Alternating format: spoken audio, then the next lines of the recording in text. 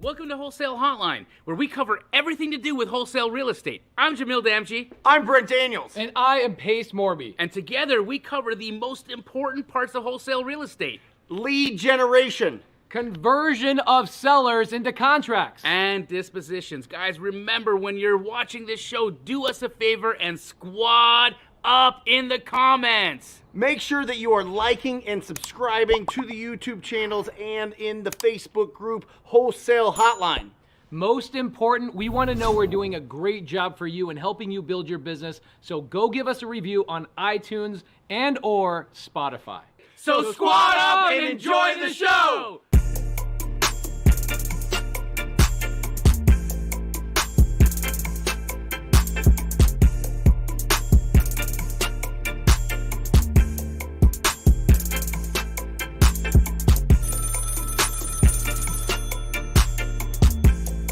Welcome to Wholesale Hotline number 218. I'm Brent Daniels, Mr. Talk to People, joined by the flipping genius himself, Jerry Norton, and the Astro Man, the Keegley Man, the king of wholesale, Jamil Damji. How are you guys? What's up? Amazing.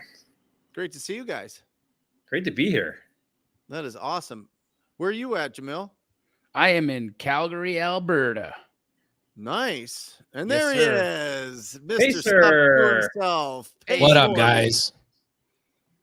How are you? I'm just killing the game, bro. Happy to be alive. Happy everything's going the way it is. Man. Well, I've just been spending the last couple hours just sending notices to Instagram about your Instagram. Okay, Pace. I don't like the music you're playing on it. I need the tea, Pace. You gotta fill me in, man. Who do that to you, man? Who we gotta send the goons after, bro? So here's the beautiful thing. I have a student. Her name is, I don't want to say her name, but I have a student that works at Meta. She's helped me with Facebook and IG issues in the past. And when this whole thing happened, I was like, I need to know what actually happened. Because you don't get the ability to communicate with Facebook or IG. Like there's nobody to talk to, right? It's a mess. Yeah. And so you have to pay one of these people to like go in and fix your problem for you that don't even work for Facebook and Meta. Like it's the weirdest thing how this industry works. So anyway, after we got back up and going, I then reached out to her and was like, I need to know why this happened so I can prevent it from happening in the future. So she went down to the department that handles this stuff. And she's like, I'm going to send you stuff from like my phone. I need you to delete it immediately, but I'm going to send you the name of the person. And you would not believe the name of the person that did this. If I told you the name of this person, you would, I'll tell you after, Jamil and Jerry and Brent. I just want you guys to know it does not matter how much money you make somebody and how much they pretend to want to collaborate with you.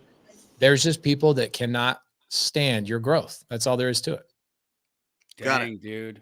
Sorry to hear that, bro. But they can't stop you. They can't stop it. Are you back up, Pace? Are you back on IG? Yeah, I'm back on. Good. Good, because it was a fun week for me to be off of IG. I was like, how does anybody communicate with the regular world without Instagram? You know, I use it so much. And I did this I did this like social media training with somebody the other day. They're like, why should I use social media? I'm like, you will buy so many more deals and get so many more private money lenders if you just use freaking social media. Yep. And I'm talking to this guy's name's Eric. He never made a post in his life, right? Brent talks about this all the time. You got to get loud. You got to talk about what you do. He makes one post. I reshare it on my Instagram. I know that's a cheat code. And he comes back to me like a day later. He goes, dude, I raised like $100,000 from all my DMs. This is so great. I'm like, welcome to Instagram, dude.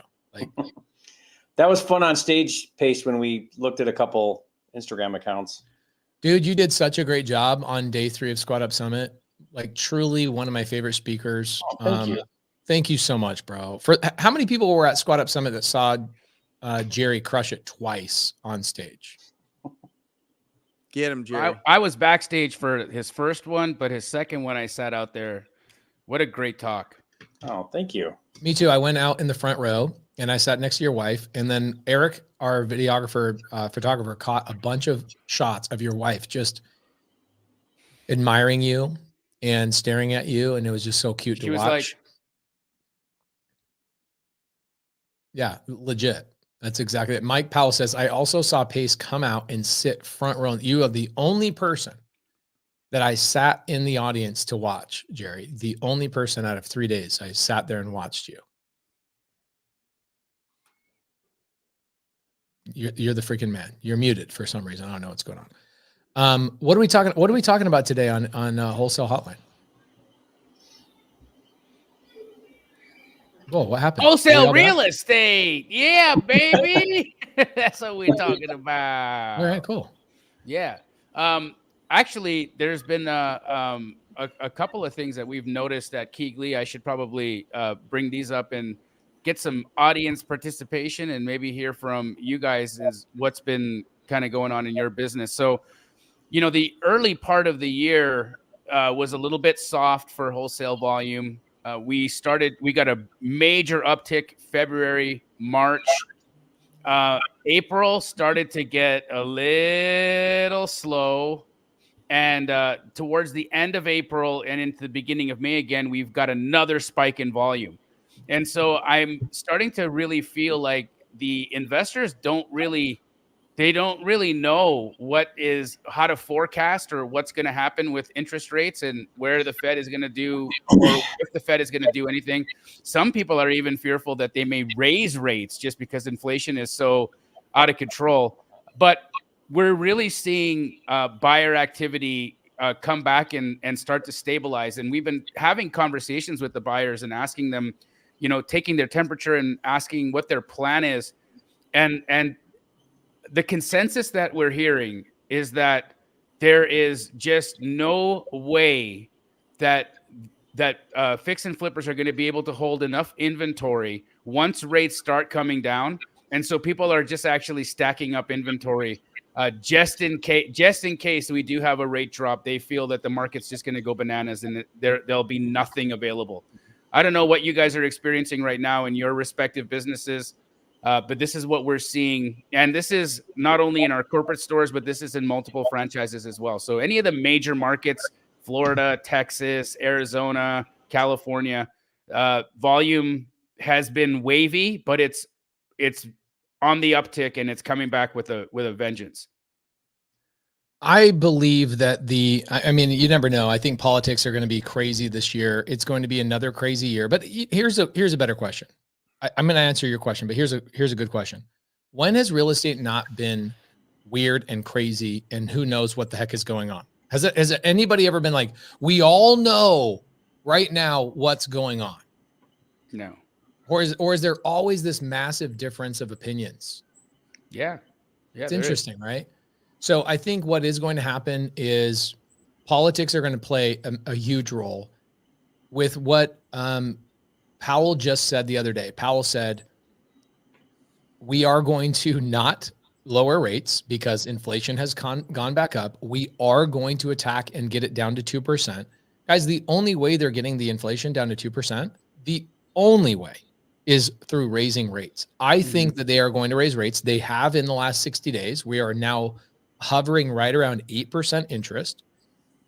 They're not, people don't talk about that. Right? People aren't talking about that online for some reason, but the rates were raised. We are right around 8%. I think, like I said last year, I said this summer, 2024, we will hit 9% interest. I said it a year ago. I think the only way that they are going to settle in and keep inflation from going up is going to bring rates to somewhere around 9%. And it's scary, but then here's what I think is going to happen.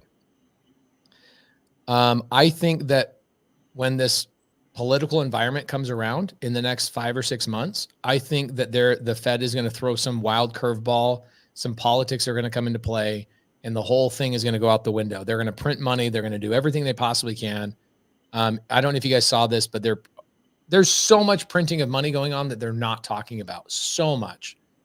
They're subsidizing the immigration situation that's going on. They're basically abandoning schools to bring immigrants in. They're cutting checks to them.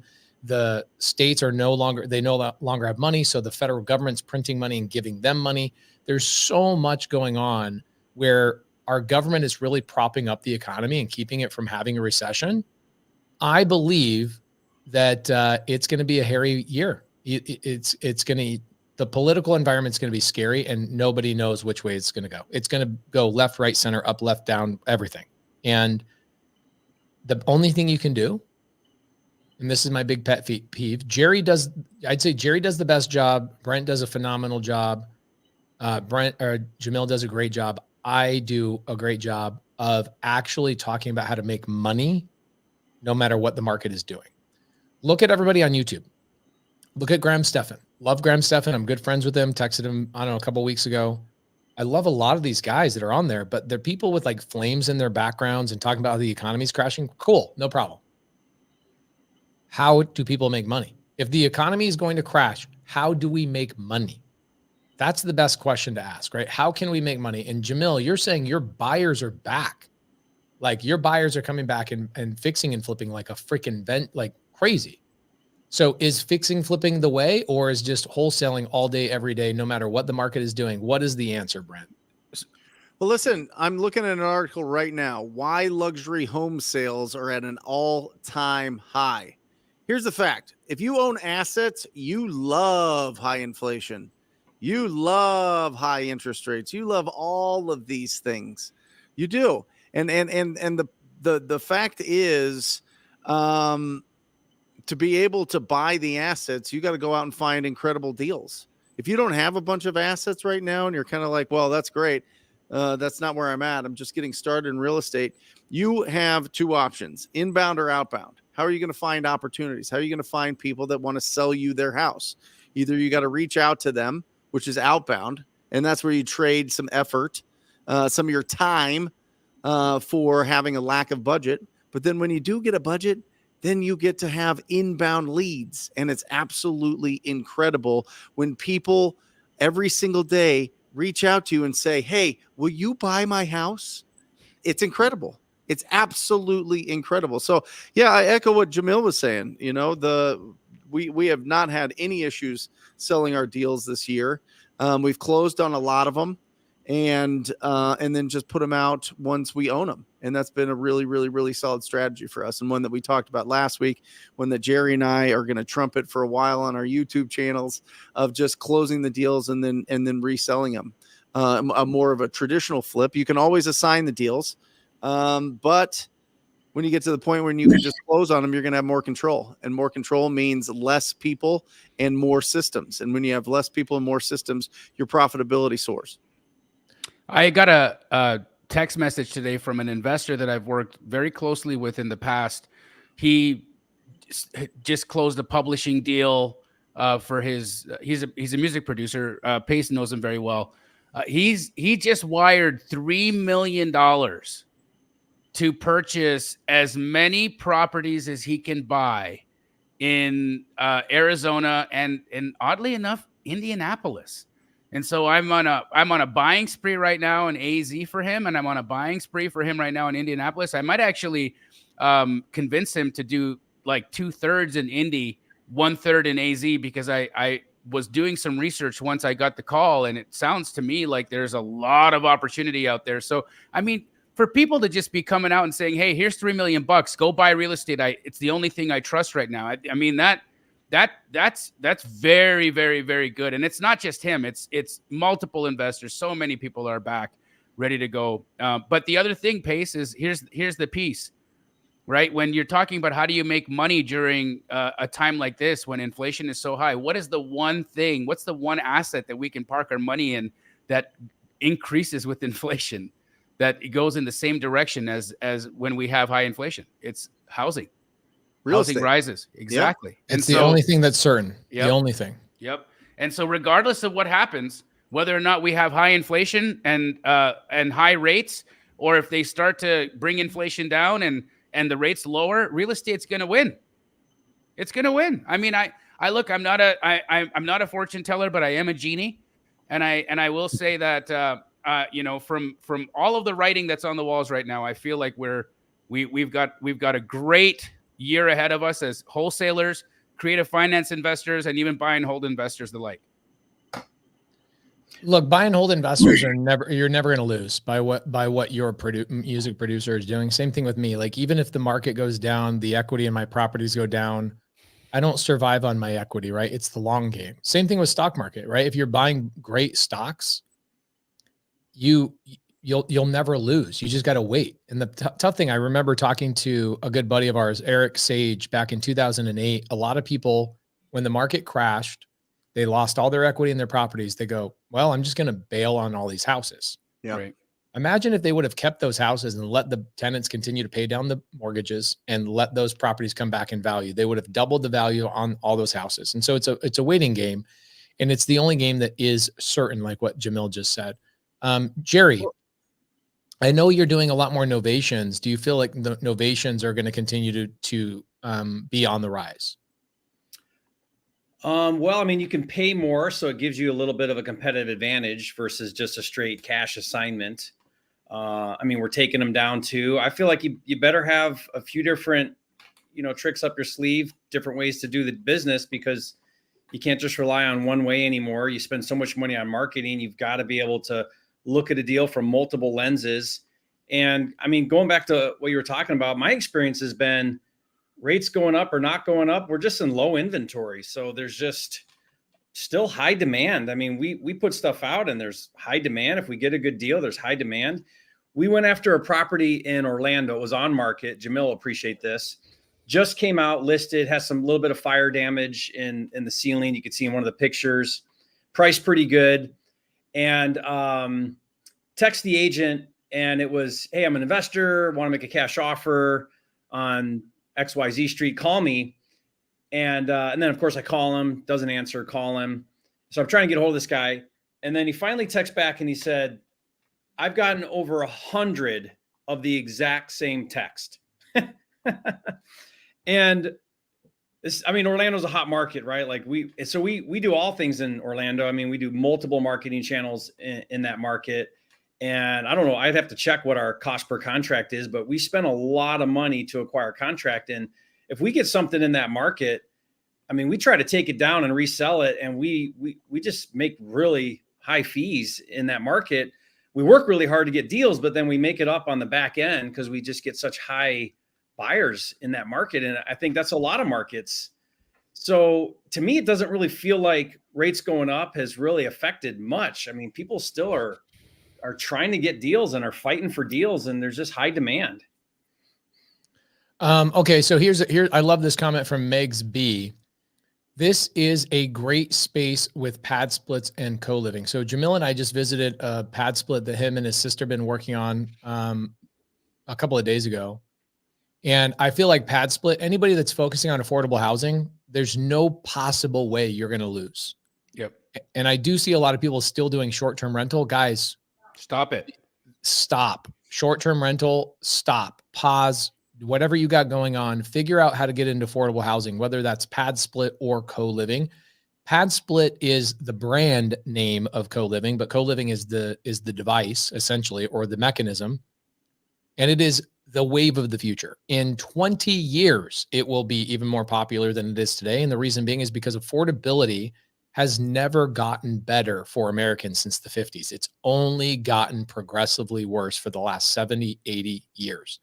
We're not magically going to get a president that comes into office and magically solves the affordability problem. It's not going to happen. So for real estate investors, that's our job. And so what I would be doing is, if you guys are buy and hold investors like myself, I know Jamil's getting more into buy and hold. I know I've been to some of Jerry's buy and hold in Montana.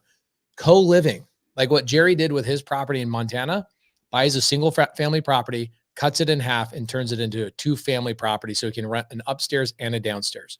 Do they have a pad split in that part of the country, or are you just self-managing the co-living? He's self-managing that. Okay. Self-managing, yeah. So there is no pad split. Pad split's not in every market. And pad split wants there to be 40 houses or a total of about 200 doors in a market for them to deploy. I just go into markets that pad split already exists. So we have 13 total. We have some in Vegas and some here and 2 in Atlanta. They are by far our top performing assets. Why? Because now, instead of me worrying about one tenant, like I have a property, Jamil, you went with me the other day. We had a deputy that met us at one of my single family properties. I bought it June of last year, and it took me 9 months to get my tenant out in a Republican state. It took 9 months to get the tenant out. Crazy. With co-living, I have 7 tenants, and if I have a challenge with one tenant or they don't pay me, they don't actually have a lease agreement. They are a member of the co-living space, and so I don't have to go through the same eviction laws, which is nice. And the best part is that their room is including their power, their utilities, their internet, everything for like $850 a month. And so what you guys are going to see is smaller spaces in order to make affordability a reality for most Americans.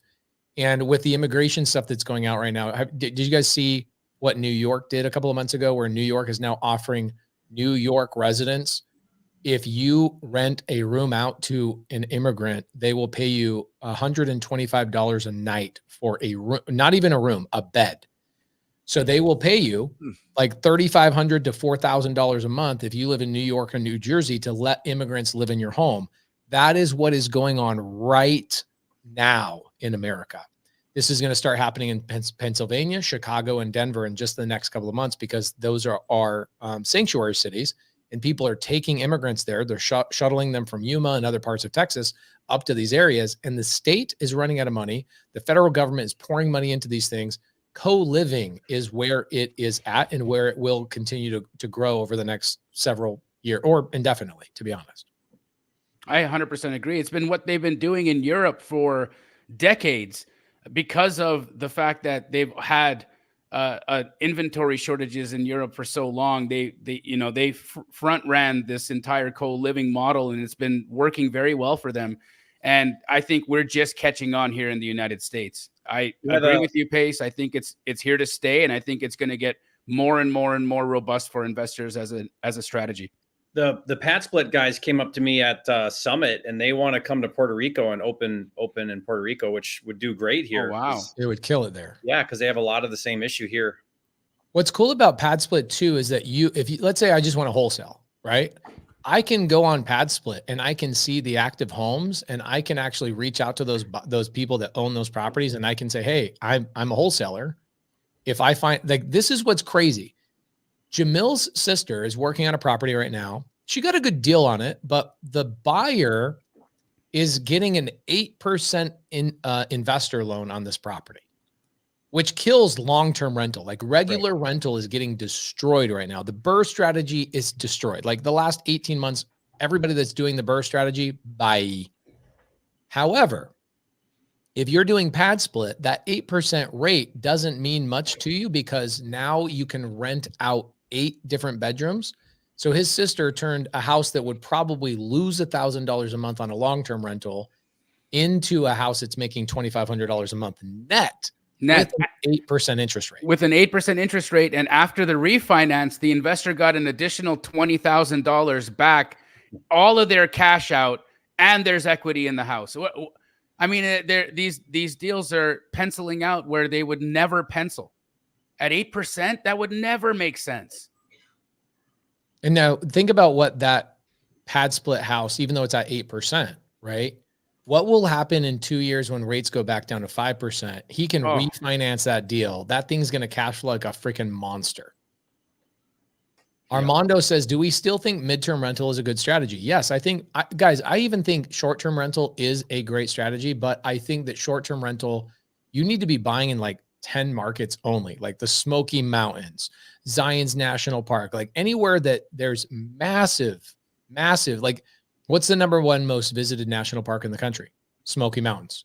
So if you can get an Airbnb in the Smoky Mountains, then you're going to be just fine. You're going to have travelers there all year long. But if you're just like another run of the mill, let me put another Scottsdale Airbnb in Scottsdale, guys, we have an overabundance of short-term rentals across the country. We don't need more short-term rentals. We need affordable housing. And I'm going to tell you guys something that a lot of people don't want to hear. When you are going out there and doing short-term rental, you are robbing from the government and other taxpayers. And here's what I mean by that. The federal government, or the IRS, I should say, is rewarding real estate investors for providing affordable housing to the marketplace. So what they do is they give us this magical thing called depreciation. And it allows us to I didn't pay taxes last year or the year before or the year before. Why? Because the IRS says, if you go hold property and you provide affordable housing to the marketplace, we will allow you to avoid paying taxes legally. So if what I do is I take a house out of the whole market and I go put another bachelorette pad in South Scottsdale, am I using my IRS incentive properly and being honest with myself? The answer is, look, I'm not breaking the law, but guys, the reason why the IRS incentivizes real estate investors is so we provide affordable housing because they cannot. You should be focusing on affordable housing, solving a problem that our country has. That is what we as real estate investors do. We solve problems with sellers. We help buyers. When we are buyers, we should be helping people in our local community. So focus on affordable housing. Midterm rental, it's always going to crush. Why is midterm rental always going to crush? And why is it going to even do better and better and better? Here's why midterm rental is going to continue to do better, because insurance companies are going to continually get beat up by door knockers. This is an endemic. It is a massive problem in Florida and Texas. You guys have heard about insurance problems hiking up in Florida and Texas, right? Why? What's the number one reason why Florida insurance rates have nearly doubled in the last 24 months? Because door knockers going and knocking on people's doors and saying, hey, I see a couple of problems with your roof. Can we go get an insurance claim against your freaking insurance company? It won't cost you any money. In fact, what we'll do is we'll structure a way that your deductible that you'll have to pay for this roof, we will kick it back to you after we do the roof. So you'll get a Brent. Guys, you know how many of these roofs have been done in Florida with this scam? It's not a scam. It's legal. Okay. It is legal what they're doing. It's millions of roofs have been done between Texas and Florida in the last couple of years. And what has happened is it has inflated insurance costs across the country because these insurance companies are like, holy crap. But what's happening is these insurance companies are having to move families out of these houses while they fix mold issues and this and that and whatever else. And where are these families going? These families are going to midterm rentals. And as long as these door knockers are out there hustling and bustling and getting these insurance claims, midterm rentals are going to be at an all-time high. So do not worry about midterm rentals going anywhere soon until there's legislation against these door knockers scamming the insurance companies. They're not only scamming Pace, some of them are committing outright fraud, because when the door knocker comes to a person's home and says, hey, I can get you a brand new roof and I can make sure that you don't have any out-of-pocket deductible to pay because we can put it into your total estimate, that's fraud. Pace and I were just had a conversation with an insurance. Actually, we're in talks right now to start our own insurance company so that we can provide better solutions to the investor network out there. But what we learned is that this rampant fraud, which is happening in the medical system as well. Look at how much it costs if you have to go to the hospital for something. Why is that?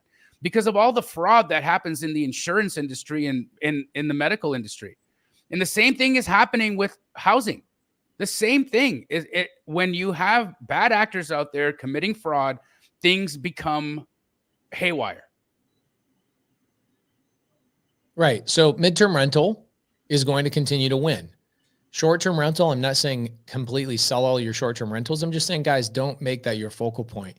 If you're playing the long game, short-term rental is something you should be doing one or two of those probably a year at the most. If you're a big buyer, probably you should have 4 or 5 of them in your whole portfolio total, right? People that are going out and saying, I'm going to go have 50 short-term rentals. You imagine when legislation changed, you know what happened to me in Atlanta? I had 17 short-term rentals in Atlanta, Georgia. Atlanta, Georgia outlaws Airbnbs besides the one I'm allowed to have. Right. I had to turn and convert all the other houses. Think about all the furniture I put into the Airbnbs.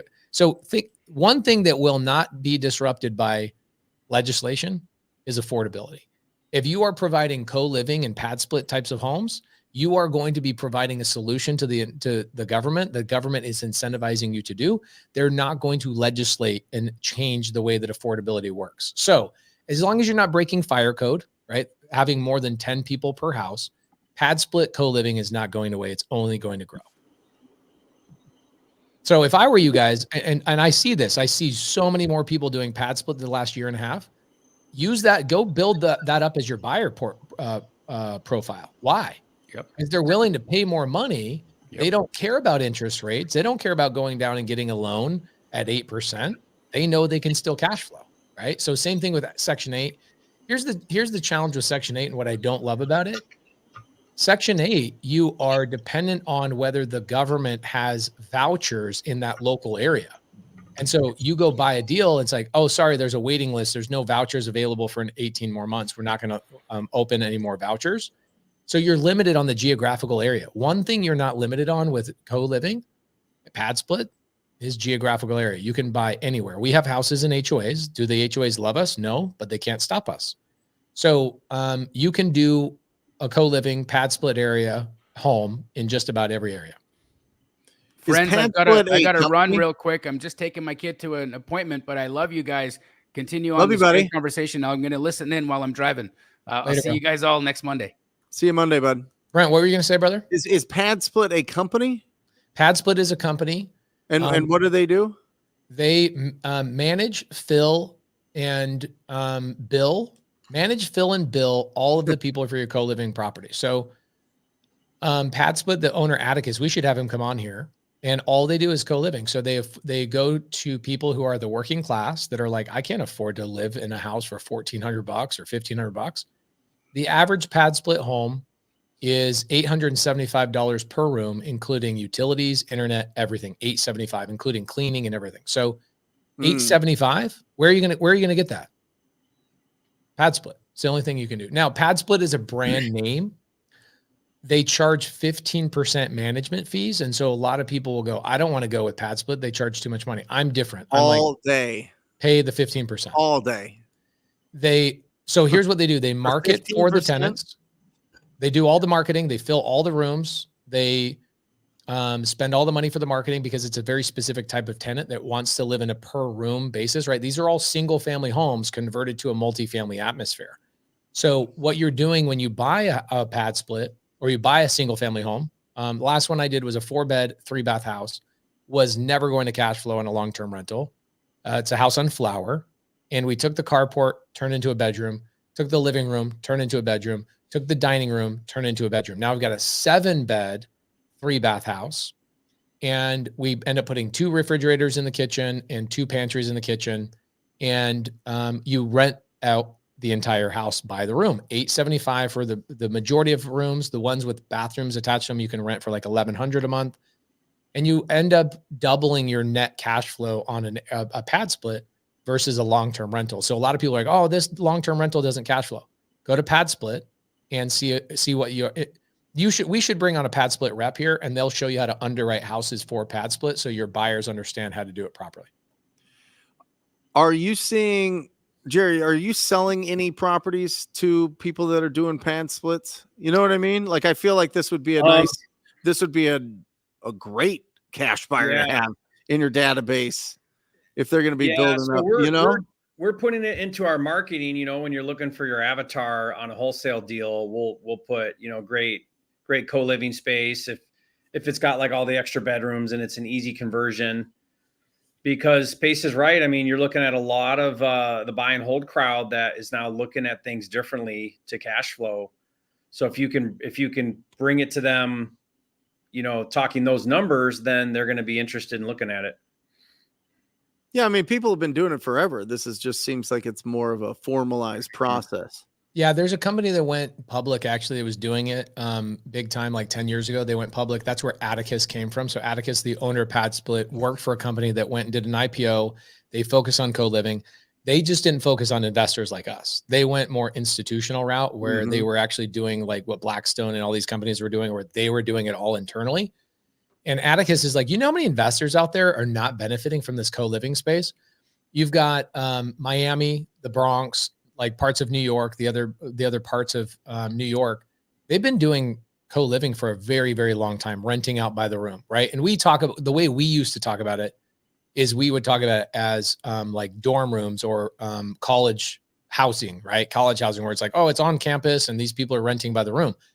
It's no different than that. It's just now you're making it available to everybody. So if you go to Padsplit, the website I use is splityourpad.com. If you go to splityourpad.com, you as an individual can take a house that's not cash flowing and say, how do I just convert the living room and the other stuff? You throw up a couple of different rooms or a couple of different walls. It's very inexpensive. My average Padsplit conversion is like 20 grand. You furnish the bedroom with an average of $800 of furniture. So mattress, blanket, you know, a little hanging closet. And because I'm not trying to actually get an appraisal done, I don't need a full closet. I just need a hanging rod in there for people to hang their stuff. It's so basic. And we've never had a hard time filling up our houses. Now, I do see a lot of people say, I don't want to pay Padsplit's fee because Padsplit does all the things. So I am seeing people like Chino Monte in Vegas, one of our students. He's got like a dozen Padsplits, but he is not using Padsplit. He's managing, filling, collecting money, dealing with all the stuff himself. But what Padsplit did is so genius. They go to their tenants and they go, you're not a tenant, you're a member of our club. So we can kick you from our club anytime we want. It has nothing to do with a lease. And so there's no leases with these tenants. They're not technically called tenants. They're called like club members. And so if they don't pay their rent, they get pulled out of the club. And there's all sorts of legislation they've worked themselves around. Really ingenious. And the way they're doing is just crushing. They're doing a lot of volume. I think what Padsplit told me is that over 500 of the sub-2 community signed up with them and has launched like over 1,000 houses in the last 12 months. Insane, like insane, just our community. And there's a bunch of people actually in here today that are saying they got their Padsplit. So Sharon K says, I rent out 4 of my 6-bedroom, 3-bath, the fridges and cupboards for all. So what Rahima did is Rahima put in 8 pantries and like coin laundry into this Padsplits. It's a regular like 4-bed, 3-bath house that she gutted the inside and turned into a 7-bed, 7-bath. She spent way more money than I would want to spend. Sure. But she killed it. Caroline Allen says they won't do blue states though. So Carolina, good to see you. I saw her. She was just at her first stage the other day. Good to see you, Carolina. Proud of you. So this is where people are like, if Padsplit doesn't want to come into the blue state, I will just self-manage my own co-living stuff. So a lot of stuff on YouTube about this, guys. It is freaking awesome. And there doesn't have to be any zoning issues. No zoning issues. If it's under 10 people. Under 10 people. Yeah. No fire sprinklers, none of that kind of stuff. I mean, that opens it up wide because like when I'm filtering out properties to go after, the bread and butter is 2,000 square feet and below. This would be way bigger. I mean, the bigger the property that you can, I mean, that really opens it up for appreciation states like Arizona, Texas, California. Well, maybe not California, but Nevada, some of these states where, you know, you can buy a 35, 38, 4,000 square foot house for call it 800, 900, $1 million. And it would make sense from a payment standpoint if you could get enough bedrooms and bathrooms in there. Right. It's interesting. I think like you look at places like Montana, right? Where Jerry and I have our summer homes. You go into like Subway, they close at 3:00 in the afternoon. Taco Bell closes at 2 p.m. Why? Because they can't find workers because workers can't afford to live in the city. I talked to a guy at Home Depot and he said, both my wife and I work, we make over 100,000 a year and we rent because we can't afford to buy anything. It's crazy. I mean, when you make 6 figures and you can't buy your own house, like what is going on? You know, but that's the Flathead. That's that area. If you go in there and you're like, okay, I want to make a dent, I want to solve a problem, and I want to be able to rent things out. So one of the properties I bought in Flathead where Jerry and I summer is I bought a 5-bed, 3-bath house, 2 stories. And I was going to turn into midterm rental, but then I looked at co-living and I'm like, dude, I could rent these rooms out. And Padsplit's not there. So Padsplit is not going to manage this property. We'll self-manage it ourselves. But I'm thinking, okay, I could probably rent these rooms out for like $850. I now have 7 rooms, 3 baths in this house. And I'm sitting here going, man, I think I could rent this out for like $850, $900 a room. And we have a waiting list and it's like we bumped up the rate to $1,100 a room. So $7,700 is my income on a single family home.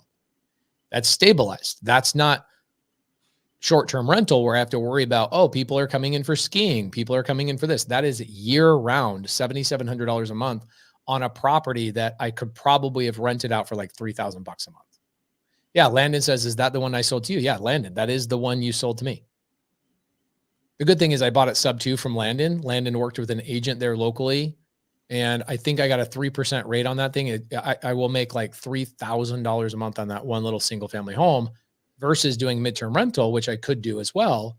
I just think co-living is the wave of the future. It's affordability. If you can solve the affordability problem, you'll never worry about clients. So Pace, I've got one that I should look at with you. It's a creative finance. It's in Kalispell. It's a duplex, 2-bedroom each side. And so 2-unit each side, rents are $1,000, which are a little under. Tenants have been there forever. You know, rates are, I think today's rates are like $1,300-1,400 each side, but it doesn't pencil because he wants 6% and he wants 10% down. So it's 500, 50,000 down, 6% rate, and you're only bringing in 2,000 a month currently. Now, if you evict them, you'd have to go in and spend some money versus leave them in there for a while. What would you do in that situation? I'd probably rent out. Are the each side, is it a 2-1 each side? 2-2. Okay. It's, oh my gosh, are you kidding me? You could turn in. So what you could do is you could take the living room, because there's going to be a living room and 2 bedrooms in one of those units. So you take one living room, turn it into a bedroom. So now you have 3 beds, 2 baths on each side. And all you're doing is walling it off and putting a door on it. And That's now you it. have hallways. There's no living room. Yeah. And what I would do is I would rent out each room for like $750, right? Because it's a little bit smaller. It's a condo. So now you're bringing in $2,200, $2,300 per side. So you're bringing in like $5,000 a month on the duplex through a rent by, bro, I'll do that deal with you. All right. I'll reach out to him. Yeah. I'd love that. See, this is exactly what this is going to happen. I think that with this little co-living thing, it doesn't have to be Padsplit, but Padsplit's just kind of the big Goliath that's managing a lot of people's stuff. There's some other companies that are springing up too, but this deal, like that structure, just solved that entire problem, right? And I have a full-time manager up there. Her name is Jen. So she could manage the property for us, just like she's managing my other one, Jerry. And we have a waiting list for our property, right? People that are like, wait, you're renting for $1,100 a month. Where can you find a property to rent for $1,100 a month in Whitefish, Kalispell area? It's like mother-in-law basements and stuff like that. And so if you're wholesaling, this is the crazy thing about it. Like, think about if you understand this exit strategy and you're a wholesaler and you are finding deals that you're like, hey, this doesn't pencil as a long-term rental, but here's the price. Here's what you could rent it out on a Padsplit. And what I don't love, and I've always given the advice, look, if you are going to go out and wholesale an Airbnb to somebody, they should not be penciling it as an Airbnb. They should pencil it as a long-term rental, because you don't know when short-term rental regulation is going to come in and destroy their cash flow. But what's cool about Padsplit is you don't have to worry about that, right? Padsplit is just as solid as a long-term rental. Like, they're not going to come in and change the legislation around and say, sorry, you can't rent by the room. That has never happened. Hey, you should pull this up. I just sent it to you. I texted you the Zillow on it.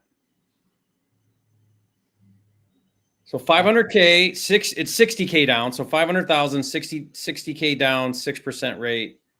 Current tenants are at 1,000 each side. Market rates are 1,500. Oh my gosh, this is freaking, it's a single family home.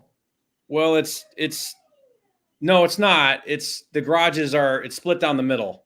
Oh, I love it, dude. You could, I bet you anything. I bet you anything. Those garages? Yeah, you can convert the garages. We convert all the garages in all of our Padsplits. Crazy. I'll reach out to him. You might be able to rent $700 per room, convert the garage. So now you've got 4 people living in one side. Like, think about that. People could get their utilities, their internet, and their rent for $700 a month. Tell me you couldn't rent out four rooms. In Kalispell? Are you kidding? Yeah, done. You're done. So now you're at $2,800 a side. Right. So you have $5,600. What would be your payment with this guy at his? Do you know? Have you worked it out? Yeah, I can look for it and pull it up, but it definitely didn't cash flow at 1,000 each side. It was like, I think at 6%, your rate, your PI was like 2,100, and then by the time you added in taxes and insurance, you were at 2,700 or something like that. Here's what I'll do. I'll give you guys my rep. Let's see if I can call her. Let's see if she can answer right now. Mandisa is her name. Mandisa is, I'll give you her, I'm going to ask her if I can give you her email or her phone number. Would anybody want her? She'll underwrite your deals for you nationwide. She'll underwrite any one of your deals for you. Send it over. Hey, Peace, how are you? Yo, what up? Hey, you got your Instagram back. Hell yeah. People can't stop me. Dude, you're amazing. We were like, let's go. I was like, yo, I'm Jerry Norton's friend. And they're like, oh, you said enough. We'll give it back. You're amazing. Hey, I've got What's up? 550 people watching me on Wholesale Hotline live. And I just want to know if I can give them all your email address if they want to work with Padsplit. Yeah. Hell yes. Okay. And can you underwrite like anywhere nationwide? So I can underwrite anywhere in our core markets, but I will pass them off to Zach if it's outside of a core market, but I will help him. Okay. What's your email? Mandisa@padsplit.com. Mandisa@padsplit.com. That's MANDISA@padsplit.com. And what about can I give them your cell phone number? Or is that too intrusive? Of course. All right. Dang. You said enough. I'll give it to him. Okay. You're amazing. Okay. Do you mind if I tell all 550 people to text you right now and say congrats on the baby and stuff like that? Oh, that'd be so sweet. Okay. Let's see if we can get you 550 texts. That's amazing. Tell everybody I said hello. Okay. Thank you. Thank you. Okay. Bye. Bye. So here's the cool thing. I still use Jamil to comp stuff, and I'll even my wife, I'll still use my wife to comp some stuff. Like I'm not that guy. I'm not going to sit there and comp. I don't like doing it. Mandisa does the same thing for me on Padsplit stuff. I go, will you underwrite this and verify it for me? And she will actually go into her system and look at all of her clients and she'll actually say, oh, they're having a hard time renting, or they've got a waiting list. They've got all the most applications. She'll do all the things and show you guys how to do it. She's come into subto a lot of times and shown people how to do the thing, but I still just rely on her. So there's her information, guys. I put a J at the end of it on accident, but Mandisa, that's her cell phone number, guys. Give her a text right now and tell her that you appreciate her. She's freaking awesome. Okay. That turns into a deal, Jerry. Yeah. Does it make you want to go buy more assets? That turns everything into a deal. I mean, for real, that's a whole different perspective. As long as you're not fighting too much with HOAs or whatever else because of parking or whatever, I don't see the downside. The downside is there's a couple of downsides to it. Is the management fee is hefty, right? 15% management fee. But like in Montana, we wouldn't have them manage it. We do it ourselves. But I don't want to do management myself. I like having a property management company. Yeah. So the other downfall is there are some properties that don't work. Like you'll get properties that have a 3-bed, 1-bath. And you're like, okay, crap, this is a weird house, right? And you convert the garage. It's like, you cannot have 4 beds and 1 bath. Right. Right there. You can have 4 beds, 2 baths. You can have 3 beds, 1 bath. But if you have 3 beds, 1 bath, you're not going to be able to maximize it. The beautiful number is when you have 6 bedrooms or more. If you have 6 bedrooms or more, it's really hard for them not to cash flow. So like that duplex that Jerry's looking at, that turns into an 8-bed, 4-bath property. How do you do that? How do you get these bubbles on your thing and the balloons? It doesn't do it for me. Oh, really? You don't have AI, bro? Come on. I guess not. Man, what are we doing? I don't know. We'll figure it out. Guys, you can do Padsplit just about any market. I think they're in like 50 different markets. So definitely reach out to her. What I would do is I would text her. Everybody should save her in your phone and just say, hey, saw you in Wholesale Hotline. What's the Glendale one? And blow her up. Mandisa. Jerry, you should bring her on your YouTube channel. Let's see if it's a good one. Yeah. Hold on. So I want to see this in real life. Are we able to move the cameras a little bit, Matt, here? Huh? Yeah. Ingrid's got a deal here in Glendale, and we'll see if it's a good deal. What do you say? You good to help there, Pacer? Who? Ingrid's got a deal here. She's sitting right here in Glendale. Yeah, bring it in. Let's talk about it. We'll just bring it over. All right. All right, get snug. All right. There we go. Give it up for Ingrid. Ingrid. Go, Ingrid. Again. Sorry. Look at that community camp shirt she's wearing right there. I know. Yeah, we have this property. She's in pre-foreclosure. Her auction date is like the first week of June. Mm-hmm. And we have been really teetering, like, do we buy this? Do we not buy this? Because it's just, we were trying to do a subto. Mm-hmm. But her most recent comp is at 410. Okay. And we'll just say like her payoff, even though it's a sub 2, is 350. Mm-hmm. The pool needs replastering. It needs the equipment. There's a fence that's coming down. And so there was some challenges and which made the margin way too thin. I was like, no, you're going to have to short sell this. Yeah. But I don't even know why I didn't even think about co-living, because it has a 2-car garage. It has a big living room that actually has already 2 entryways into it. So I can see splitting it into 2 bedrooms. So 2 bedrooms in the living room, 2 bedrooms in the garage. And then you have 3 that are already there. Mm-hmm. So 2, 4, 6, 7 bedrooms, like right away. Yeah. And it has 2 baths. So the PITI is below 1900. Yeah. And it has solar at, it does have solar. I hate solar. Oh my Somebody gosh. saw me ranting about Oh solar. my gosh. It's criminal. It is criminal. I don't care what people say and how amazing it's not. If they have something to say about it, Ingrid, it's because they knock doors for solar. Yes, absolutely. So anyway, yeah, I don't know if I should give out the address because we're still kind of talking. No, do not here. give out the address. But those are the ins and outs. And then, Stephen, what is it like? It's like a 1,900 square foot home. Something. It's a bigger house. Yeah. Is that Stephen Hunt? Yeah, Stephen Hunt. Mm-hmm. What's up, Stephen Hunt? What's up, Pace Morby? He said, "What's up, Pace Morby?" Love you, brother. Appreciate you. So yeah, what are you thinking? Is that a deal? Are you kidding me? I would buy that deal in a heartbeat. Yeah. $1,900 PITI. Your challenge is the upfront cost to get into the deal, right? Correct. Yeah. So let's talk about this for a second, because Okay. Stephen Hunt's in the room. So let's beat Stephen Hunt up just a little bit. He loves the BRRRR strategy more than he likes creative finance. This is the true story. And so I look at the BRRRR strategy like you can do the BRRRR strategy with this, but you're going to go get an 8% rate. You're going to put 30% tied up in the deal. Everybody that says the BRRRR strategy is like, oh, I get my money out. No, you don't. The majority of people that do the BRRRR strategy, we own a lending company. I see people's settlement statements. I see how much money people have tied up in these deals after their refinance.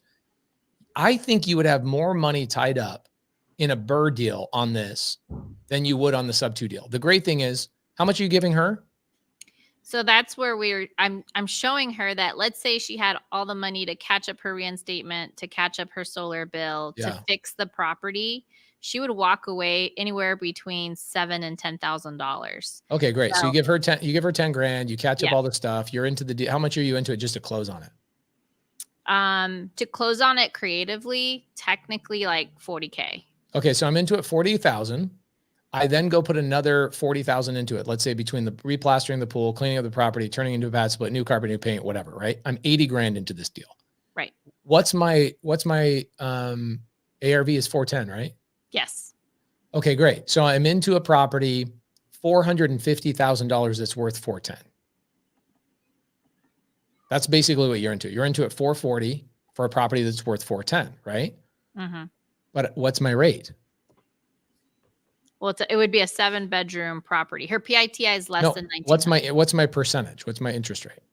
Oh, it's like 3 point something interest rate. Banger deal. You're not. There's no way you could do this with the BRRRR strategy. This is a cash deal. You're all in on this deal. 80 grand for 440 for a 410 house. You're in 20%. 20%, including furniture, repairs, etc. You're into this deal 20% out of your pocket on a property that will cash flow like a madman. What's your cash flow on that? Your cash flow on a pad split, let's say you're going to bring in somewhere around $5,000 a month. Your PIT is $1,900. You got a $3,100 spread. Take out your management fee. You're going to cash flow probably $15,000 a year on that. So what's your cash flow? What's your cash on cash return? $15,000 on an $80,000 investment. It's over 20%. Yeah. Your cash on cash return is over 20%, and you have a 3-something% interest rate. It's a great deal. Boom. You want to buy it, Brent? Maybe. He only buys houses that are in historic areas. I have one of those too. Right on. Thank you guys. That's a great. I like that deal, Ingrid. Why not try and sell that deal to me? When was the last time you sold me a deal? 3 months ago or something. Yeah, we could do this. Send me the address. Let me take a look at it. Okay. Let's have Mandisa underwrite the deal inside of Sub2 tomorrow or the next day, and have her go through the property and say, this is exactly what this thing would make. And then let's go through a construction estimate. I bet you this thing's like 25% cash on cash return. Yeah. I think my challenge right now is, and I feel bad for the buyer. Contract. I'm sorry, the seller. Yeah, the seller's just like not understanding. She apparently used to work for an investor too, so I broke it down for her. I was like, look, if you had all the money to do everything yourself right now, you'd literally walk away with like 10 grand or less. Just let me give you 10 grand right now, and let's not put this at risk of foreclosure. And you're selling a good interest rate, so people will want this. But she's just not been in her right mind. But I feel like I'm this close. She just needs. You don't have you have the contract or no? We don't have the contract right now. That's why I wasn't ready to give out the address. Yeah, but those are the pieces to it. My rule is contract first, due diligence second. Yeah, I like your rule. Yeah, because otherwise you spend a lot of time on stuff that you may not get. Oh, we just walked it. Just because I wanted to make sure. And again, I honestly actually thought it was already under contract. Yeah. Because this came from another person. And then I found out yesterday it wasn't. So, yeah. All right. Sounds like a good deal to me. All right.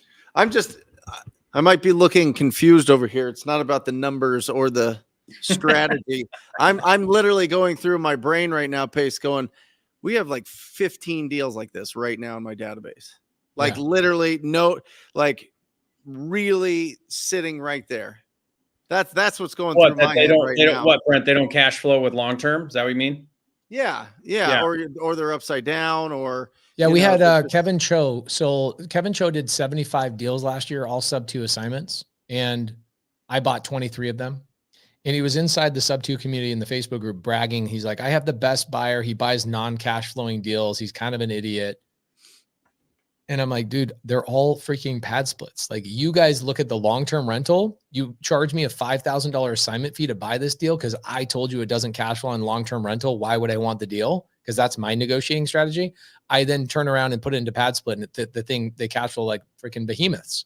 So he stopped assigning deals to me when he found out I was doing pad splits. And now what do you think Kevin Cho's doing? He's now doing pad splits and just keeping the houses for himself. He now has like 15 rentals. So it does solve a major problem. Think about creative finance and pad split combined right now is like the 1-2 punch that destroys everything. And even pad split by itself, even with an 8% rate, is going to cash flow right now. Whereas the short-term rental is not going to do that right now. The people are not vacationing as much, right? It's going away. I don't know how everybody feels about short-term rental right now, but that's how I feel about short-term rental. I know Jamil is not into that. He has one short-term rental. Jerry, I don't think you're doing any STR. And Brent, I don't think you do short-term rental, right? Nope. Yeah. Like, if I could snap a finger and get rid of one asset class that I have or one exit strategy, it would be short-term rental. I would use all of the cash flow to buy down that loan and get those free and clear as fast as possible. Are you Brent Daniels, Dave Ramsey? Are you related to Dave Ramsey? That's what I would do. Yeah. I would get it all paid off. I would take all that cash flow because I don't need working capital. I don't need the cash flow to live off of. I would take all the money and I would pay off all the debt on that thing and own it free and clear as fast as possible. I like it. I like that. That's what for the longest time. That's what I did. I would borrow money for my down payment. No, because what are you saving in interest that you could be reinvesting? Like, you give me that money and I'll go make a 40% return on it flipping. I agree with you. I look at what Jerry's doing in Puerto Rico right now on these houses that he's building. You would take the cash flow and put it into flips? Well, just 100%. Think about if you pay down your 8% rate, 6% rate, then that money's only earning 8% because that you're using to pay down our 8% rate. You could take that money and invest it in something that's giving you a much higher return. So that's why you would never want to pay down your rate unless it's expensive. Because whatever you pay down is the rate that money's earning. Right? Agreed, 100%. Our lending business lends money out at like 16%. So like, why would I ever pay down a rate that's 8% or 6% or 7%? Because I feel like it's just working capital. I feel like you're going to make a mistake at some point and lose it. Well, I believe in that. I believe that. I mean, there's something to be said for peace of mind, right? Like, oh my gosh, I own something free and clear, or I own something at 50% debt to income, whatever, or debt to cost or whatever. But from an investment standpoint, if you know how to multiply your money really fast, paying down rates is not a good way to use your cash. It's definitely until you do a project that you lose it all. That is definitely a real concern, right? Definitely a real concern is that you can lose all your money really quickly. And the smart way to play is pay down your assets and not have to work ever again.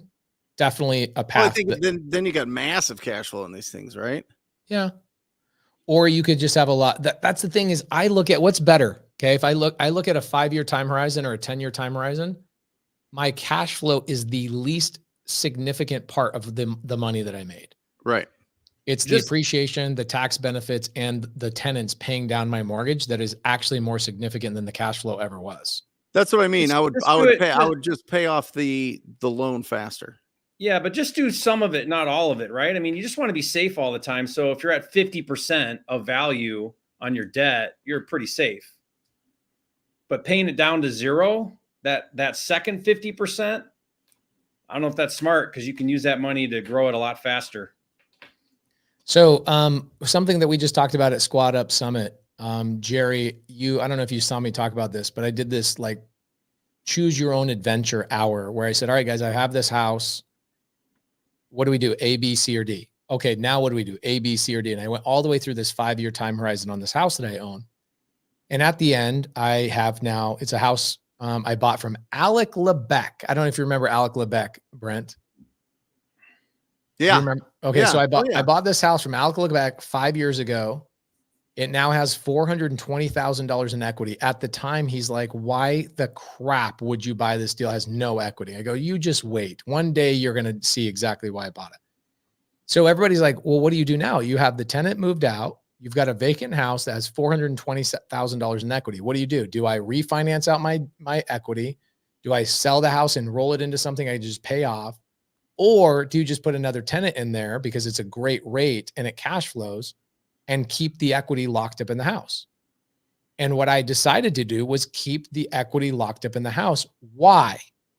Because Cody Barton and I just bought a cleaning company, and this cleaning company is already franchising across the country. And I said, what are we buying? I told Cody, what are we buying the cleaning company for? He says, we're buying it for $150,000. I go, why don't we just go get a private money lender to secure our $150,000 loan from them against this house in Whitman, against the equity, and we'll go buy this cleaning company with no money out of our pocket. And he's like, done. And so Sam right here is saying, well, I have $200,000 in equity. I need to figure out what to do with it. You leverage a private money lender against that equity and go buy something else if you are gutsy. You don't have to do that. Dave Ramsey would never approve of that. But there are ways to get into your, there you go. He says, okay, business acquisition time. That is exactly what we're doing. We're using our trapped equity in our properties to leverage into buying businesses. We bought a property management company, bought a cleaning company. We bought the plant guy this way, same way, no money out of pocket, leveraging our equity.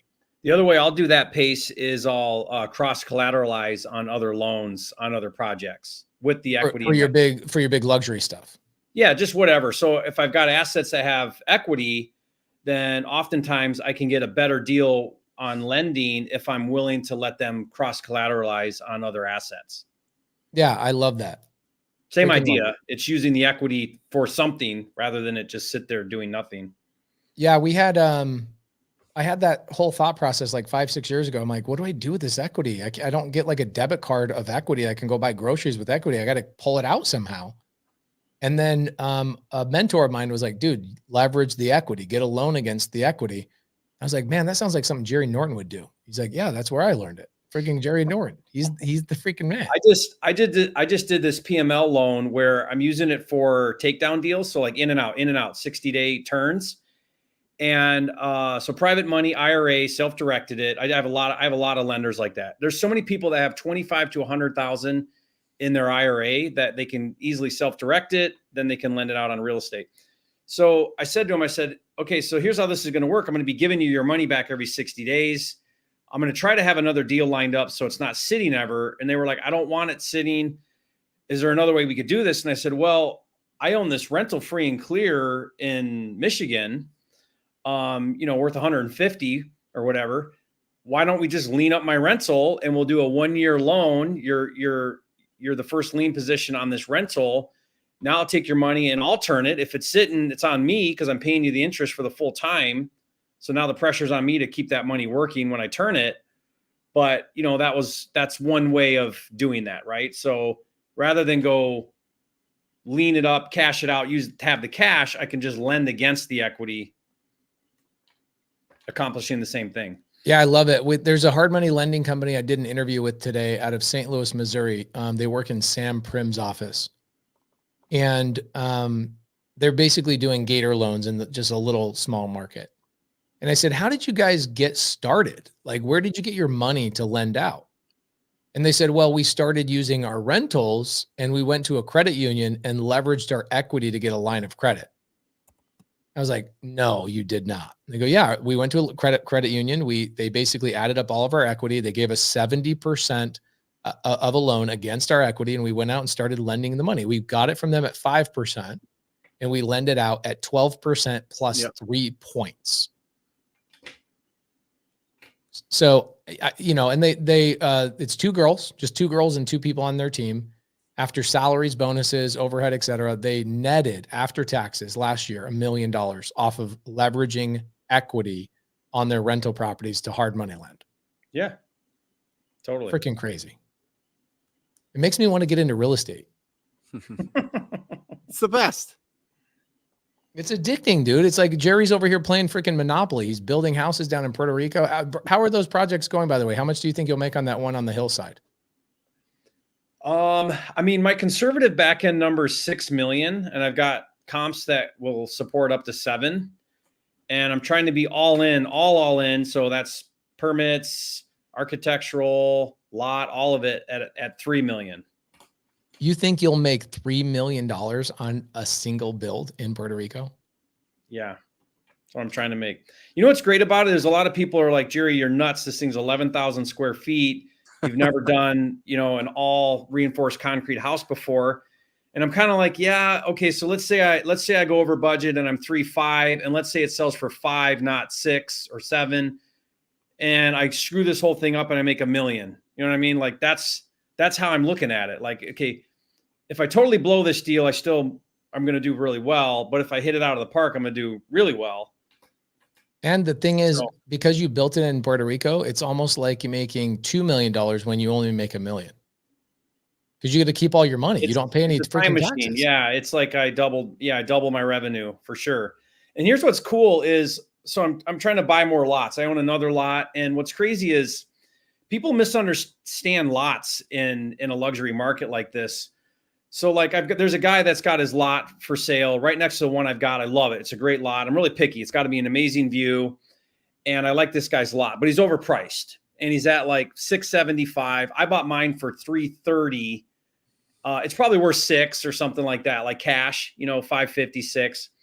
But who cares? I went to the guy and I'm like, hey, I'll give you full price if you'll give me terms. Because at the end of the day, what does it matter if I'm selling an $8 million, because this is even better. I'm selling an $8 million house. Who cares if I paid 4 or 5 or 6, or it doesn't even matter anymore. I'll pay whatever price they want. And if they'll carry it for me, then I'll sit on it until I'm ready to build. I just want to grab the inventory. Gosh, I love that. You make me want to move to Puerto Rico.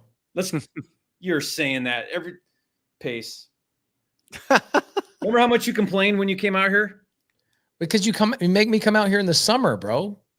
It was pretty hot when you were out here. Take me out there in Christmas time. Let's kill some. That's the guy that lives in Arizona. It's hot in Puerto Rico. That's very true. By the way, dude, I'm excited to hang out with you in Montana this year. When are you guys going up there? Oh my gosh, I'm counting. I look at my pictures on the tubes and videos on the tubes and stuff every day, counting down the days. I feel like Yeah, I we're heard both- a you I and I heard are a both in rumor that. that there might be 2 community camps. Is that public knowledge yet? That is not public knowledge yet. Did somebody reach out to you about that? Yeah. Who, Saravi? Yeah. Are you guys going to be in town? Yeah. Perfect. yeah. Because we were going to move it to whatever day you were going to be there. Heck yeah. It's going to be exciting. We just I think we're about to pour our pickleball court over at the property. Steve Harward from PCS is bringing his Sherp. Sparks from the Diesel Brothers is bringing up his Blackhawk. So he's going to be giving people rides on his Blackhawk around Kalispell Valley. And we're going to have a blast up there. He wants to drop people into your lake from the Blackhawk. Awesome. I'll sign up for that. Yeah. All day. Crazy. I'll sign up for that. Depends on the height though, right, Jerry? Yeah, depends on the height. Brent, how do we get you and your family up there? I know you've been on a I love it. traveling When do you pod. go? I will be up there in 2 weeks. 2 weeks from today, I'm flying my whole family up there, and we will be up there through September. Oh, wow. Yeah. Are you really going to be there that whole time, or are you going to be on the road a lot? I'm speaking for Russell Brunson, Grant Cardone, a couple of other people. I'm doing like 4 speaking events, and that's it. I turned everything else down. I'm going to do like the 4 that I really want to do. You say that every year. This year I've already turned them down. That's the cool thing. It's already said no to all of them. I only have 4 on the calendar. And so I'm going to pop out. There's one day I'm speaking for Eric Worre. I don't know if you know who Eric Worre is. He's like the #1 Herbalife guy in Vegas. I'll fly down to him, hang out, speak with him, literally jump on a plane and back up in Montana. And I'll make it in time for the late night boat cruise on Lake Blaine. Every night, 8 p.m., adults only cruise. Clothing optional.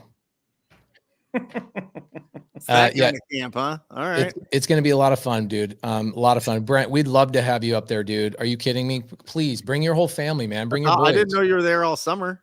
Sounds awesome.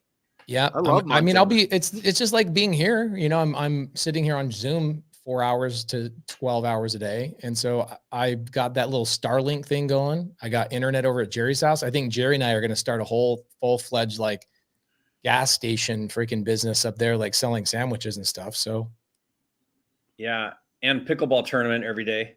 Pickleball tournament. We got the gym going. I've got the barn is getting finished right now. We decided to add air conditioning and heating to the barn so we can have events and like, you know, date nights over there and like potluck dinners in the barn and stuff like that. So it's gonna be a blast this whole year.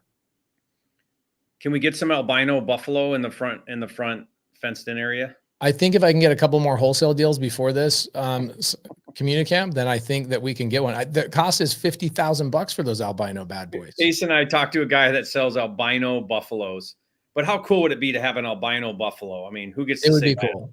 What do you think you and I could do this summer that would be great for content, like getting together, maybe starting a wholesale business from scratch and doing it for 20 days or getting our kids to, I know you've got some live streaming going on with your kids, right? Yeah, we're doing this challenge with the kids, which has been, holy cow, fun and a lot of work. And yeah, it's been great. How long is that going to be going on and how can people tune into that? Well, we run the live stream once a week right now. And then I have this whole PDF of like all the things they're doing. So their assignments and, you know, what they're supposed to do to stay on track and everything. And then they've got to report back every week. And then every week I kind of check in how they're doing, listen to some of their calls. They have to record all their calls. So yeah, it's good. Are you doing agent outreach with your kids or what are you doing? So what I'm doing, and tell me what you guys think. I'd love your input, Brent and Pace. So it's called 0 to 60. So I want to see if I can get them from first deal all the way to 60,000. And ideally I'd like to do it in 6 months. I don't know if that's possible or not. Everyone's a little different, but first deal's got to be on market with no money and no tools. So they can't utilize any software, any tools, any marketing. First deal. And the second deal's got to be off market cold calling, and they have to do the cold calling. They can't shortcut and get a cold caller. I just want them to learn. I want them to come from the ground up, right? Like you're the janitor all the way up before they just start spending money and shortcut. Yeah. And then the third deal can be, I want them to do cold calling, but maybe hire out the cold caller, still low cost. So I kind of want to work them up. I want to work them up from free, low cost, and then move into maybe some of the higher cost marketing and build a little bit of a team and spend some money on some things. So they have to reinvest at least half of their profit on their deals back into the business. The age ranges, Jerry? So these are all my adults. So it's 18, Okay. 21, 23. Yeah. Awesome. This isn't like 12-year-olds or 6-year-olds or something. No, but I don't see why. I should have Josh doing it. He's 15. I bet he could keep up just fine. For sure.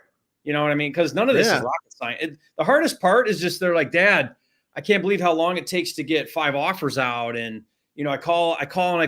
No one calls me back. And so they have to do 5 offers a day. They have to do, and that's a bona fide, like, listed property that's distressed. They have to do 10, what I call shotgun offers, or not offers, but just shotgun calls, which is just cold calling agents out of the blue. And then they have to do 10 follow-ups a day. So that's 3-4 hours easy right there. Yep. And, you know, they got the 2 older ones, they got full-time jobs that they do. Jared runs my hotel, so he's busy. And so it's fun to watch them, like, at 10:30 at night, they're like texting me about something. It's great. Are you finding that they're having a hard time staying on track because they're young and like they don't need the money? Definitely. I mean, that's one of the disadvantages of, you know, not like I grew up where, dude, if I wanted something, I had to go figure it out. There was no, even if my parents wanted to, they couldn't. Right. And so that's always been a challenge where you grow up with stuff, is how do you keep your kids from being comfortable and entitled?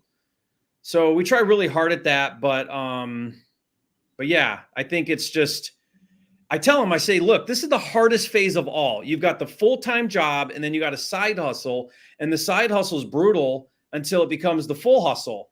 But dude, I side hustled for a year before I went full time, and I had the job, and I was married and had kids. You guys don't even have kids.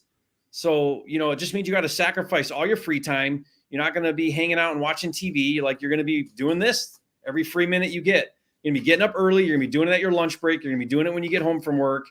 And you just got to put in the time, and there's no way around it. Everybody's got to do it that way. Did they ask you to do this?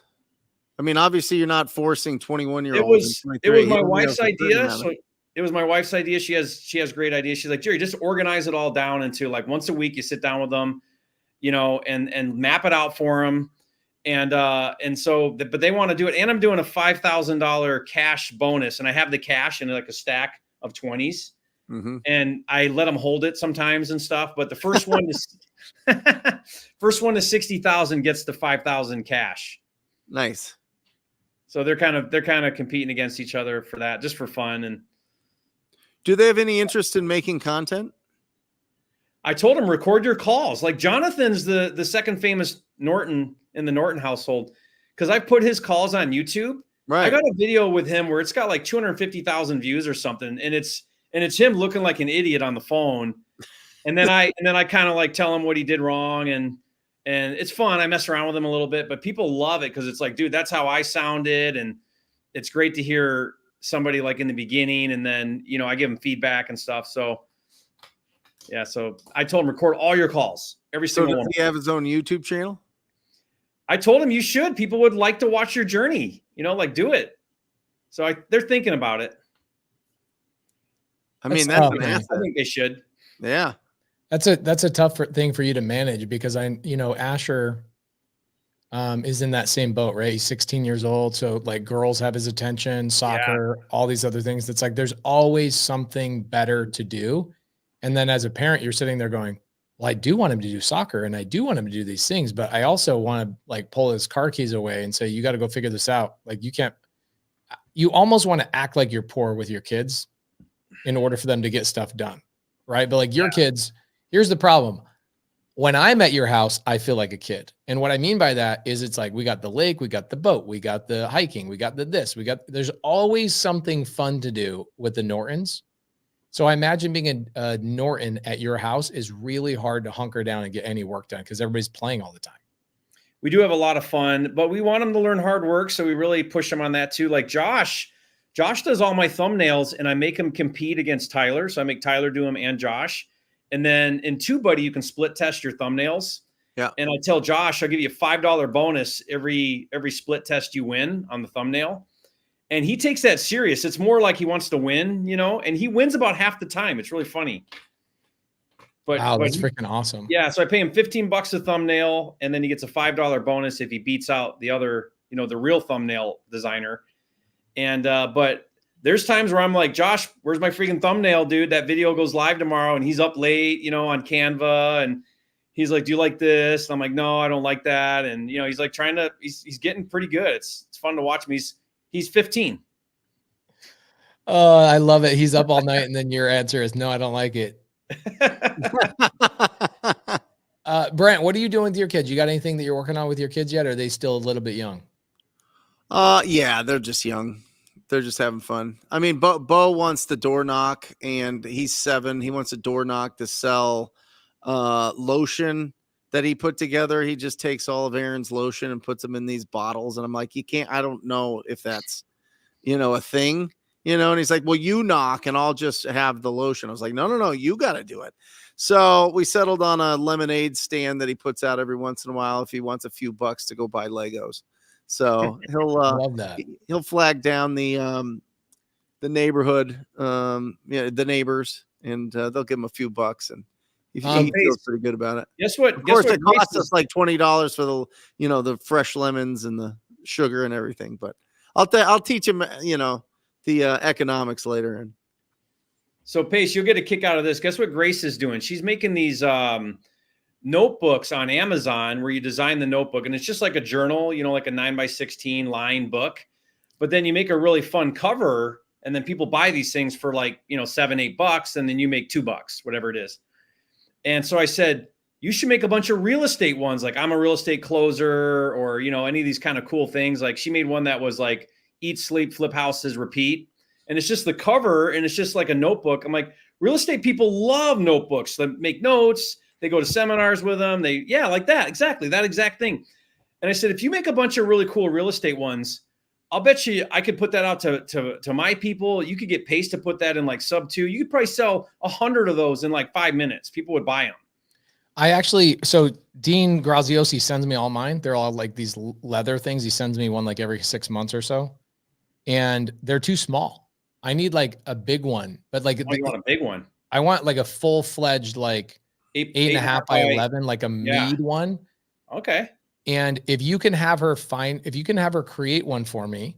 What do you want it to say? Subto? Do you have the Subto logo? Like the? Yeah. It's our trademark. Yeah. In like a JPEG or whatever. Yeah.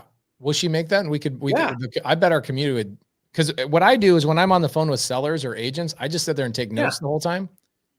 And I know our community is doing the same thing. Like you're just creating all your ammunition to like throw back at the agent. And I need a bigger notepad rather than like these little ones, you know, and I'd love to buy that. She'd be so excited to do that. I'll tell her. Tell her to make it. We'll bring her on here. We'll talk about it. Before we wrap up, I want to talk about something that's been popping up a lot lately and that I think is a really big opportunity in real estate for people that are focusing on foreclosures. People that are focusing on foreclosures forget that there's something called excess funds. Have you guys ever chased excess funds, Jerry or Brent? I know all about the strategy, but I haven't pursued it much. I'm seeing it pop up more and more and more. So Spencer Caldwell does it a lot. I know everybody here is friends with Spencer Caldwell. He's going to come in and teach a semester inside of Subto all about excess funds. We've got a lot of people in our community that are doing it. I've only done it 4 times, but we've got people that are knocking. Brent made me think about this. We have a student that went out, knocked the door. Seller says, you can't help me. He was somewhat right. The house actually went to foreclosure. They went, chased the excess funds. They got $280,000. The seller's like, give me $10,000. And the guy who knocked the door and his partner ended up splitting like $260,000. This is so popular right now. So you guys we should overages as well. Overages. Yeah. So we should bring in Spencer Caldwell or somebody else and do a whole conversation about this, because the people out there calling foreclosures, knocking foreclosures, the house goes to foreclosure and everybody's like, well, that's the end of the deal. No, it's not. That's not the end of the deal, especially right now with massive demand. People are overpaying what these houses are worth on the market. And there is overages. There's money to claim for these sellers, and the sellers have no freaking clue, no clue whatsoever. I think Jordan Wittenberg, this is like the main thing he's focusing on. He just got a deal. It was like $45,000. So we have a whole semester of it, 12-week class happening in sub 2 here in the next couple of months. But I think Spencer Caldwell would be a really great guest for us to bring in to talk about overages and excess funds. And honestly, I think the whole process of foreclosure A to Z would be really cool too. Yep. That's awesome. Oh, Diane says, I've closed 11 of those deals. Jeez. Dang. So Diane. Yeah. And what's cool is that the house is already sold. You're not wholesaling anything. You're just going after and claiming excess funds. What happens is after a certain time frame, it goes, that unclaimed funds go back to the state. Yeah, exactly where we don't want it to go. So everyone's quiet about it. They don't really, they'll never tell the seller there's money here for you. So the strategy is you go work a deal with the seller, you do the work to get it, and then you split it with the seller is kind of the strategy, like big picture. You've had Spencer Caldwell hang out on your YouTube channel, right, Brent? Oh yeah. Okay. By the way, he said, he asked me today, he's like, do you have Brent Daniel's cell phone number? He asked me that this morning at 9 a.m. Thanks for saving it, Spencer. We did a 40-minute podcast and he had like 79 text messages come in during 40 minutes. Oh yeah. The guy loves that action. He's so good, but he doesn't really have a big brand, you know? Okay. We'll bring him on. If you guys don't mind, maybe we bring him on next week for a wholesale hotline and talk about overages and foreclosure process and all that kind of stuff. Awesome. Cool. Brent, what do you have coming up this week, brother? Got a live show 3 hours Wednesday from 1 o'clock to 4 o'clock Eastern Standard Time, or 10 to 1 Pacific Standard Time. Same time. It's going to be a great show. Come join me. What are you guys doing? We're going to be just breaking down the every single inbound and outbound strategy that's working right now. I love it. Yep. Jerry, what about you? You got live streams going on with your kids. What's going on with I got that. That's we're usually doing those on Monday or Tuesday. We did the one this week already earlier today. And then I've been doing some with Anne-Marie, which has been really fun. We started last week. We're going to do it again tomorrow, but it's Tuesdays at 9 my time. So what is that? 6 Pacific. And I live stream with her, and it's not about real estate. It's about relationship. It's about the spouse. It's about supporting each other in this journey. So last week it was very receptive. There were lots of questions. It was really interactive. It was awesome. And it's just like an hour or so Q&A, but come join it. Bring your spouse and come on board. What I found, Pace, and I know you run into this and you do such a great job of bridging this, but oftentimes there's one that's kind of leading out with wanting a better life and they want to start to do real estate, and the other one sort of gets left behind, or they maybe don't feel included, or maybe they're taking care of the home front and you're both not really aligned real well. And so how do you both get aligned so that way both home and business are kind of heading in the same direction?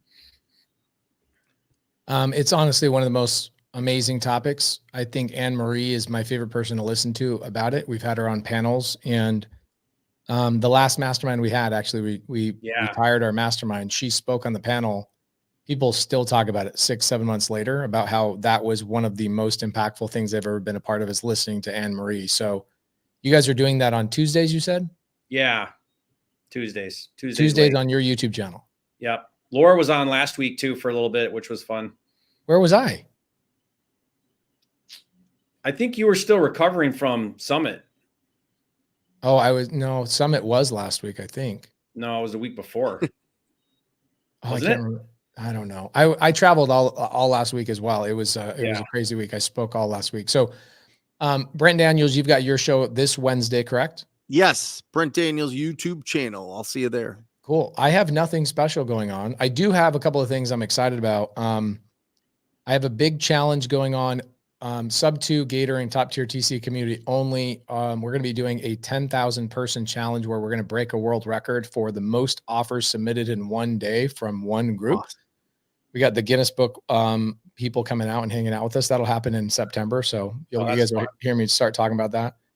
I do have I'm really, really excited about spending the summer with Jerry and creating all sorts of crazy, cool, fun content. And I bought a plane today, $0 down, $300 a month. It's a Cessna, and I'll be bringing it up to Montana. And if your kids are interested, we'll teach them how to fly a plane, our 0 down plane. It should be a lot of fun.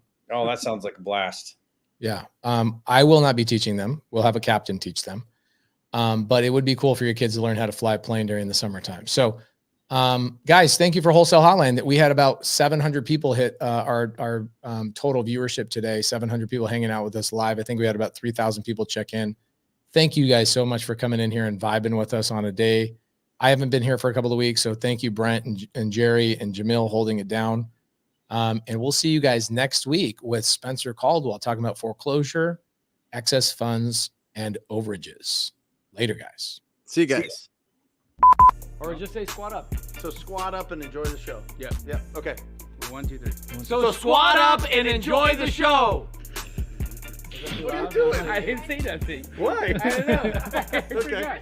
So squat up and enjoy the